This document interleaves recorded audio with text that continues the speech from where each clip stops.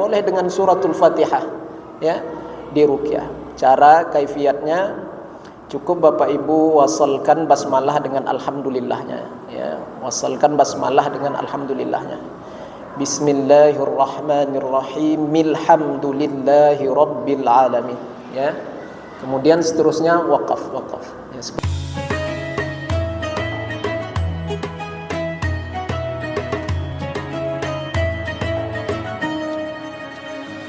Assalamualaikum warahmatullahi wabarakatuh.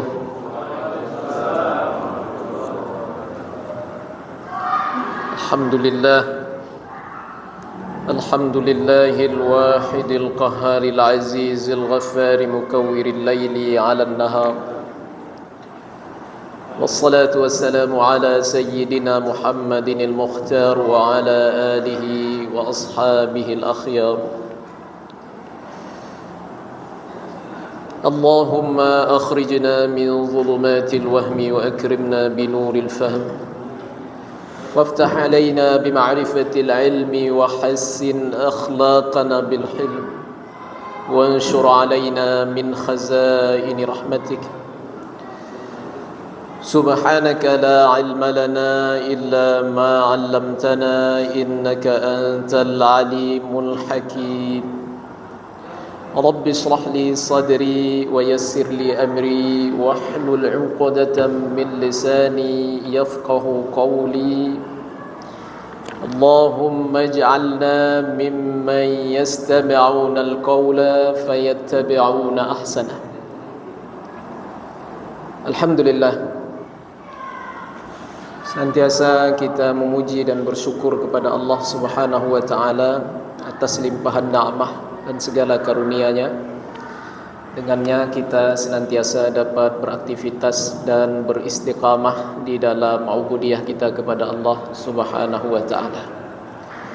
Bersalawat dan salam tak lupa kita ucapkan kepada junjungan alam, Nabi yang agung, Rasul yang mulia, baginda Muhammad sallallahu alaihi wasallam, dengan mengucapkan Allahumma salli ala sayyidina Muhammad wa ala ali sayyidina Muhammad. Assalamu alayka ya Rasulullah, assalamu alayka ya Habiballah. Mudah-mudahan dengan senantiasanya kita bersalawat dan salam kepada beliau serta qudwah dan uswah, mengikuti, mentauladani akan sunnah-sunnahnya, insyaallah kelak kita mendapatkan syafaatnya. Amin ya rabbal alamin. Hadirin wal hadirat, Bapak Ibu jamaah salat fardu maghrib Masjid Dawatul Islam yang insyaallah kita semua senantiasa di dalam cucuran rahmat kasih sayangnya Allah Subhanahu wa taala. Pada kesempatan di pertemuan yang mulia ini kita akan melanjutkan kembali kajian kita, di mana tema pembahasan kita pada kali ini yaitu mengenai hadis-hadis yang menyatakan tentang keutamaan, ya, surah-surah dan beberapa ayat di dalam Al-Quran sebagaimana yang diterangkan keutamaannya di dalam beberapa hadis-hadis Nabi sallallahu alaihi wasallam. Fi fadaili ba'di suwar wal ayat allati warada fadluha fil ahadits ghairil mawdu'at. Wa bisanadil muttasil ilal musannif, dengan sanad yang bersambung kepada musannif kitab ini. Qala al-musannifu rahimahullahu ta'ala wa nafa'na bihi wa bighaziri ulumihi fid dharain amin. Telah berkata al-musannif, akhraja Abdullah ibn Ahmad, telah mengeluarkan hadis ini oleh Imam Abdullah bin Ahmad, an Ibni Abbas, dari jalur Ibn Abbas radhiyallahu anhu. Qal, Ibn Abbas berkata, qala Rasulullah sallallahu alaihi wasallam, Rasulullah sallallahu alaihi wasallam bersabda, Fatihatul kitab ta'dilu bi thuluthayil Quran. Surah Al-Fatihah itu menyamai sepertiga daripada Al-Quran, kata Rasulullah, ya. Surah Al-Fatihah itu sebanding dengan sepertiga Al-Quran. Ini hampir sama dengan riwayat keutamaan surah Al-Ikhlas juga, ya. Sebagaimana yang dikatakan oleh Rasulullah sallallahu alaihi wasallam, "Walladzi nafsi biyadihi," ya. Demi nyawaku atau diriku yang ada pada kekuasaannya, kata Nabi, ya. Innaha, sesungguhnya suratul Ikhlas itu ta'dilu sulusal Quran, ya. Sebanding dengan sepertiga Al-Quran. Jadi orang yang membaca surah Al-Fatihah 3 kali atau suratul Ikhlas 3 kali itu sama dengan dia mengkhatamkan Al-Quran 1 kali, ya. Itu fadilah, keutamaan. Tentunya lebih istimewa lagi, lebih terkhusus lagi orang-orang yang mengkhatamkan secara sempurna. Itu lebih khusus, ya. Tidak bisa disamakan itu. Itu lebih istimewa lagi, lebih besar lagi pahalanya, ya. Itu keutamaan saja. Dan Al-Fatihah, ya, juga kalau kita bacakan untuk terapi ruqyah itu bagus, Bapak Ibu yang dimuliakan Allah. Yang untuk meruqyah, ya, barangkali ada di antara kita yang mungkin malas-malasan di dalam beribadah, ya, mulai hilang rasa zauq, rasa kemanisan di dalam ibadah. Nah, itu boleh kita meruqyah untuk diri sendiri dengan suratul Fatihah, ya, dengan suratul Fatihah. Atau meruqyah yang lain untuk anak-anak kita yang malas ibadahnya, ya, yang malas belajarnya, yang susah faham kalau belajar, boleh dengan suratul Fatihah, ya, diruqyah. Cara kaifiatnya cukup Bapak Ibu wasalkan basmalah dengan alhamdulillahnya, ya. Wasalkan basmalah dengan alhamdulillahnya. Bismillahirrahmanirrahim. Alhamdulillahi rabbil alamin, ya. Kemudian seterusnya wakaf, ya, seperti biasa. Di situ aja yang diwasalkan. Ini khusus untuk meruqyah, dijadikan penawar, ya, karena ayat-ayat Al-Quran ini penawar segala obat, ya, penawar segala penyakit. Nah, baik. Dibacakan Al-Fatihah, boleh ditiupkan ke air, kemudian air dicampur dengan bidara juga boleh. Bidara 7 helai ditumbuk halus, dimasukkan ke air putih. Airnya mesti mutlak, ya, air bersih kayak gini, ya, air mutlak. Bukan dibacakan ke air teh, bukan dibacakan ke air kopi, ya, air mutlak seperti ini. Yang lebih bagus lagi dicampur bidara, kemudian dibacakan Al-Fatihah 7 kali, itu bagus. Yang penting kaifiatnya basmalah dengan hamdalahnya diwasalkan, disatukan. Bismillahirrahmanirrahim. Alhamdulillahirabbil alamin. Dibaca, kemudian ditiupkan, diminumkan, ya. Atau kita minum sendiri untuk diri sendiri, ya. Atau untuk rumah, meruqyah rumah bisa juga, ya. Dimasukkan ke dalam semprotan. Dah dibacakan Al-Fatihah, dicampur dengan bidara tadi kan, masukkan ke dalam semprotan itu. Semprot di bagian-bagian rumah yang sekira-kira apa bahasanya, ya, yang buat kita gelisah gitu, yang buat kita takut, di pojok-pojok atau malam-malam sering gorden tuh goyang-goyang, ya kan. Tapi pastikan dulu, ya, jangan kucing pula, ya. Pastikan dulu. Intinya di mana tempat yang kita was-was, ya, kita takut di situ kan, bahasa kitanya angker, ya. Nah, semprotkan di situ. Semprotkan di situ. Ya, insyaallah. Ada lagi nanti tambahannya dengan surah-surah yang lain kalau mau, ya, bisa sambil disemprotkan sambil baca. Nanti ada, ya. Nanti ada surahnya itu. Baik. Banyaklah keutamanya surah Al-Fatihah itu, ya. Sahabat Rasulullah sallallahu alaihi wasallam, ya, dikatakan dalam sebuah riwayat, mereka lewat di satu perkampungan, satu kabilah, kemudian numpang bermalam di situ. Tidak diizinkan sama ketua kabilah, ketua kampung di situ. Jadi ya tidak diizinkan, sahabat lewat terus, jalan terus. Tak lama kemudian, ya, ketua kampung tadi dipatuk ular, digigit ular. Kemudian dapat beritalah, ya, bahwasanya satu rombongan tadi ada seorang yang pandai meruqyah, tabib lah, misalnya seperti itu. Maka dikejar lagi nih rombongan sahabat tadi, ya. Kalau tak salah nama sahabatnya Sa'id, ya, radhiyallahu anhu. Kemudian dikejarlah. Kemudian mana di antara kalian yang pandai mengobati, tabib atau peruqyah? Sa'id mengatakan, saya pandai mengobati. Kalau begitu balik lagi ke perkampungan kita tadi, ketua kita kena gigit ular, tolong diobatkan. Wah, ini dah jauh nih, kata Sa'id. Ya, ini udah jauh kita pergi nih. Ya, gimana mau? Ginilah, nanti ada hadiah lah.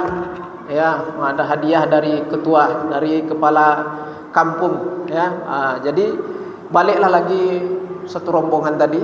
Kemudian Sa'id meruqyah dengan membaca basmalah. Kemudian membaca surah Al-Fatihah, basmalah. Maka kata para masyayikh kami, cara membaca yang seperti itu tadi itu didapatkan dari guru ke guru, mewassalkan antara basmalah dengan hamdalah itu. Itu kaifiat sahabat membaca seperti itu untuk dijadikan apa? Obat, ya, penawar. Maka setelah dibacakan Al-Fatihah itu sembuh. Ketua kampung yang kena gigit ular tadi sembuh seperti sedia kala, seperti tidak kena apa-apa, sehat. Wah. Maka dapat hadiah, ya, beberapa ekor kambing. Ini sahabat udah senang hati nih, ya. Kemudian para sahabat mengatakan kepada Sa'id, kalau begitu kita bagi-bagi aja sekarang nih kambing nih. Oh, jangan dulu, kata Sa'id, kita tanya dulu kepada Rasulullah, boleh enggak diterima nih, halal enggak nih, ya kan. Jadi baliklah Sa'id dan rombongan sahabat yang lain menjumpai Rasulullah sallallahu alaihi wasallam, kemudian mengadu, bercerita, dikisahkanlah, ya, ceritanya seperti apa sehingga dapat beberapa ekor kambing sebagai hadiah. Apa kata Rasulullah? Bagi jatahku lah sikit, kata Rasulullah. Bagi jatahku sikit, kata Rasulullah. Artinya apa? Boleh enggak diterima tuh? Boleh.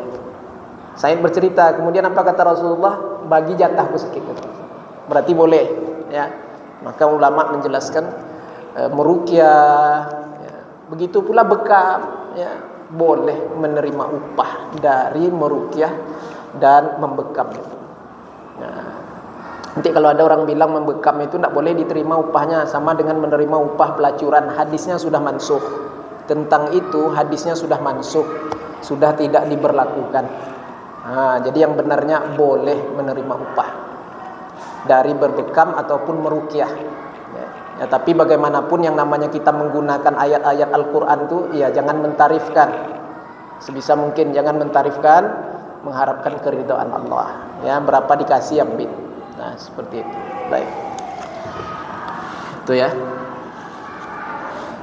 Kemudian begitu pula kedudukan Al-Fatihah di dalam salat.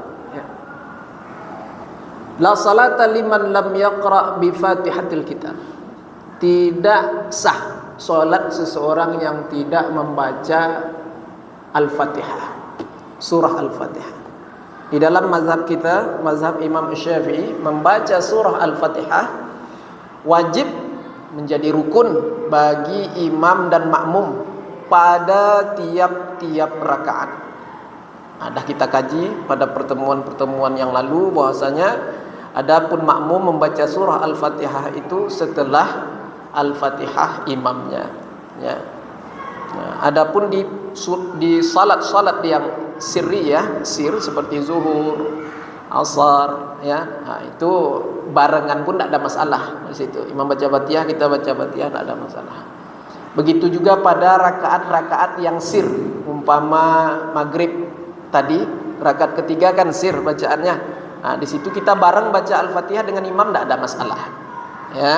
Tapi kalau imam baca jahar, ya, pada rakaat-rakaat yang jahar itu kita mesti tunggu imam selesai baca Al-Fatihah. Dan siap imam baca Al-Fatihah baru kita baca Al-Fatihah kita sebagai makmum.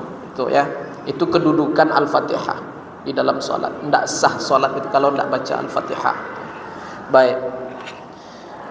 Jadi di sini dikatakan sebanding dengan sepertiga Al-Quran surah Al-Fatihah. Selanjutnya wa Ahmad wa Tirmidzi, dan hadis yang dikeluarkan oleh Imam Ahmad dan Imam At-Tirmidzi An Abi Hurairah, dari jalur Abi Hurairah radhiyallahu anhu, walladzi nafsi biyadihi ma unzila fit Taurati wala fil Zaburi wala fil Injili wala fil Furqani mithluha, yakni ummul Quran.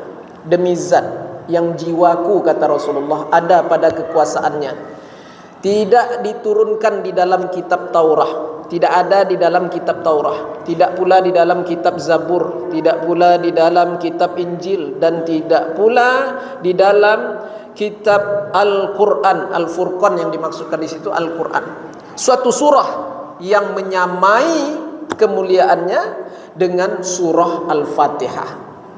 Jadi ummul kitab katanya kan, ummul kitab. Kalau dikatakan ummul kitab tu induk kitab, ibunya kitab. Jadi Al-Quran tu ibunya, induknya itu di Al-Fatihah. Nah itu intinya itu ada di Al-Fatihah. Bapak Ibu hadirin yang dimuliakan oleh Allah Subhanahu wa taala. Wa innaha, Rasulullah katakan sesungguhnya Al-Fatihah itu as-sab'ul mathani, adalah surah yang berjumlah 7 ayat yang dibaca secara berulang-ulang. Itu ya. Dikatakan juga di surah yang lain, pada potongan penggalan ayat yang lain, sab'ul mathani, sab'ul mathani wal Qur'anul azim. Nah, itu. Apa itu sab'ul mathani? Surah Al-Fatihah yang berjumlah 7 ayat yang dibaca secara berulang-ulang. Kalau kita dengar qiraat yang 7, yang 10 qiraat itu baca surah Al-Fatihah ya, dengan berbagai macam imam qiraat dan berbagai macam riwayat, wah itu indah sekali, beragam-ragam. Kalau tidak biasa kita dengarnya aneh juga. Yang dimuliakan Allah SWT ya. Nah baik, nanti adalah masanya nanti ya, sesekali kita daurah qiraat kan itu kan. Dah bulan Ramadan nanti kan kita daurah qiraat. Jangan banyak-banyak, 2 atau 3 qiraat aja. Ya, entah qiraat Imam Asim, qiraat Ibnu Katsir, qiraat Hamzah atau Abu Ammar. 3 kita bikin daurah 7 hari. Cuplikan aja. Kalau dibaca satu-satu setiap riwayat tak akan habis 7 hari ya. Ya. Yang Al-Fatihah itu aja kalau kita tahsin mau bertahun-tahun itu ya.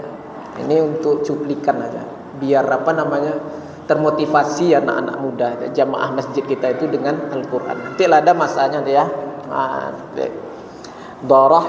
Daurah suratul Fatihah 3 qiraat jamak. Nah, insyaallah ya. Baik. 7 qiraat aja lah Pak Ustaz, terlalu banyak ya. Atau 10 qiraat. Oh, tambah bingung lagi. Baik, Bapak Ibu yang dimuliakan Allah Subhanahu wa taala. Kemudian selanjutnya wa Ahmad an Abi Umamah, dan sebuah riwayat hadis yang dikeluarkan oleh Imam Ahmad an Abi Umamah, dari jalur Abi Umamah radhiyallahu anhu. Iqra'ul Qur'an, bacalah olehmu akan Al-Quran, fa innahu ya'ti yaumal qiyamah, sesungguhnya ia akan datang nanti di hari kiamah, syafi'an li ashabihi, menjadi apa? Pensyafaat bagi yang membacanya. Quran datang nanti menjadi pensyafaat bagi yang membacanya. Nah, itu yang membacanya itu betul-betul tentunya dia amalkan apa yang dia baca, dia aplikasikan di dalam kehidupannya, beradab dia dengan Al-Quran, kemudian bertartil, membaca Al-Quran dengan tartilnya, ya, memperhatikan panjang pendeknya, ya, hukum ahkam sifat-sifat hurufnya. Ya, kalau enggak ya enggak bisa jadi syafi'an. Paham kan Bapak Ibu? Kalau enggak bisa jadi pensyafaat. Yang ada nanti Quran balik menjadi bumerang, menghujah kita. Ini yang rajin baca Quran ni aku ya. Dia rajin baca aku ya Allah. Tiap hari dia baca aku ya Allah. Ya, sehari 1 juz dia baca ya Allah. Tapi dia tak pernah mentadaburi apa yang dia baca ya Allah. Ya, dia tidak pernah mengamalkan apa yang dia baca ya Allah. Dia tak beradab ketika membaca aku ya Allah. Dia balik menjadi musuh kita. Maka Rasulullah katakan Al-Quran hujjatun laka wa alaika. Quran itu bisa menjadi hujah bagimu, ya, artinya kita bisa berhujah dengan Al-Quran itu, atau dia balik menjadi menjadi musuh bagi kita, yang menuntut kita kelak di hari kiamat itu. Ya, baik. Maka penting kita perhatikan ya tata krama adab ketika membaca Al-Qur'an, ya. Jangan sekedar dibaca tetapi beradab. Jangan baca Qur'annya ditaruh di lantai. Yang seperti itu Qur'an melaknat. Rubbatalin lil Qur'an wal Qur'anu yal'anu. Ya, ini bukan hadis tapi perkataan Anas. Rubbatalin lil Qur'an, banyak orang yang membaca Al-Qur'an tapi Qur'an melaknatnya. Itu salah satu. Baca Qur'an tidak beradab. Baca Qur'an tidak ditadabburi. Baca Qur'an ya sambil buka WhatsApp, sambil nonton TV apa segala macam, itu tidak ada adab dengan Al-Qur'an. Baca Qur'an tapi Qur'an melaknatnya. Baca Qur'an tapi tidak diperhatikan tartilnya. Ya, baca cepat-cepat, ya, tidak diperhatikan panjang pendeknya, tajwidnya segala macamnya. Itu juga Qur'an akan melaknatnya. Nah, baik. Kemudian Rasulullah sallallahu alaihi wasallam mengatakan iqra'uz zahrawaini, bacalah dua tangkai bunga yang indah. Di dalam Al-Qur'an itu ada dua tangkai bunga yang indah, dua bunga yang indah. Apa itu? Al-Baqarah wa Ali Imran. Suratul Baqarah dan surah Ali Imran. Nah, ini yang lebih kita utamakan, yang ketika kita ada waktu baca Quran, baca surah Al-Baqarah, Ali Imran. Itu yang diperbanyak. Tapi kalau Bapak Ibu lazim istiqomah mengkhatamkan, ya ikut urutannya. Tapi kalau bacanya tidak istiqomah, tidak berurutan, pilih surah ini, yang dua ini, Baqarah dengan Ali Imran. Nah, mantap, bagus. Dua bunga yang indah, ya, Zahrawain. Baik, fa innahuma ya'tiyani, karena bahwasanya dua surah itu akan datang nanti di hari kiamat, ka'annahuma ghamamatani, seperti dua kumpulan awan, ya, au ghayayatani, atau seperti dua kelompok burung yang datang, ka'annahuma firqani min tayrin, ya, seperti dua kelompok burung yang datang, sawafa, bersaf-saf, tahajjani, ya, di mana kedua surah itu berhujjah, artinya meminta syafaat kepada Allah Subhanahu wa taala an ashabihi, untuk orang yang suka membaca dua surah itu. Tidak datang di hari kiamat, berhujjah kepada Allah, syafaatkan mereka ya Allah. Nah, itu. Baqarah datang minta kepada Allah. Suratul Baqarah ini di dalam kitab At-Tibyan. Kalau kita ngomong surah Baqarah boleh enggak surah sapi? Kan kurang bagus dengarnya tuh, surah sapi. Nah, itu dibahas di dalam kitab At-Tibyan yang dituliskan oleh Imam An-Nawawi. Sebagian ulama membolehkan suratul Baqarah. Kita bilang ini surah sapi, surah Baqarah. Boleh-boleh saja. Sebagian ulama memakruhkan, tidak boleh. Ya. Sebaiknya kita kalau ngomong suratul Baqarah, surah Baqarah itu sebaiknya apa? Ini surah yang berbicara tentang sapi. Itu sebaik-baiknya adab dengan Quran itu dalam kitab At-Tibyan, ya. Daripada kita bilang surah sapi, lebih baik ini surah yang berbicara tentang sapi. Bapak Ibu yang dimuliakan Allah Subhanahu wa taala. Baik. Iqra'u surat Al-Baqarah, dan bacalah surah Al-Baqarah, kata Rasulullah. Fa inna akhzaha, sesungguhnya membacanya itu barakatun, keberkahan.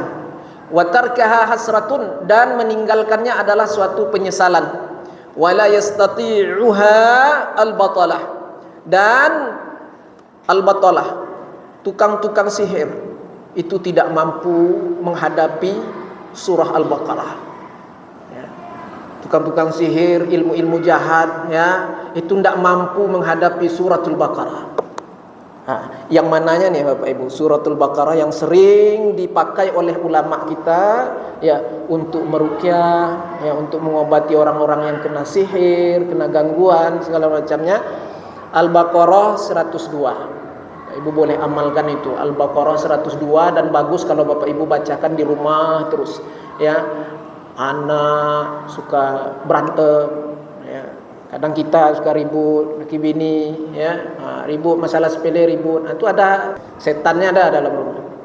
Dalsim namanya, ya. Ibu yang dimuliakan Allah Subhanahu wa taala. Nah, itu dia spesifik di situ. Yang buat rumah tangga hancur, ribut-ribut, nah, itu dia setannya. Maka masuk rumah, assalamualaikum. Ada orang, tidak ada orang, assalamualaikum. Pergi dia itu. Kalau tidak dia nginap di rumah kita itu. Setan spesifik di bidangnya itu. ya, untuk merusak rumah tangga, bikin cekcok, masalah kecil jadi besar, itu dia itu. Maka masuk baca salam. Ada orang, tak ada orang, masuk baca salam. Amalkan ini Al-Baqarah 102. Amalkan terus, rutinkan setiap malam, setiap subuh. Baca Quran ini paling bagus subuh, Bapak Ibu. Subuh, ba'da subhi. Ya, itu dikatakan juga dalam kitab At-Tibyan, sesudah subuh waktu yang terbaik sekali untuk membaca Al-Quran.